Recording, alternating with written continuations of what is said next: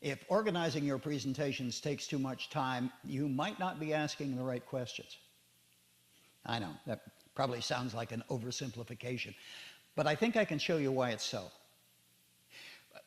Let's suppose that you're organizing a presentation you're about to give to the people in your department about some new procedure that they all have to follow starting next week. If you begin that by asking yourself, what do I want to tell them? You're probably in for a long haul. You start by describing the procedure. You know, here's what it is, here's what you know, and then someplace along the way you'd realize, oh wait, I haven't told them why we're doing it, so I better, and you revise what you've got on that by putting that in at the beginning, and then after a while longer you think, oh, there's that other thing I want to make sure, I got to find a place for that, and then you revise it again. You know, some of the people that I have worked with used to spend hours, even days, revising and rewriting their presentations again and again before they're ready to give them. Well, here's an organization structure that I think will pay off for you from the first time you use it. First, acknowledge that you are not there to educate or inform people. You are giving this presentation in order to motivate people to action. So the first thing you do is you say, instead of what do I want to tell them, what do I want them to do? And then the information burden of your presentation starts to drop dramatically when you recognize the corollary question is, what do they need to know in order to do it? So now you can build a whole agenda not based on what you want to tell them, but on what they need to hear. Much simpler. Now, if this doesn't sound like news so far, just hang on.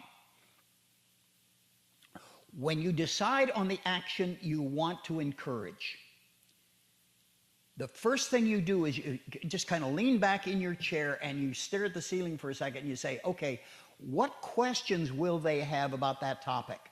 And in what order will they have those questions? And let that become your agenda. You see, what you want to do is you want to engender this sense of, when that agenda list appears in front of them in the room, they'll all look up and say, yes, that's what I want to know. See, because the entire thing is based on not what you want to say, but on what they want to hear. And everything then is built around that series of questions which lead inevitably to the action goal at the end. See,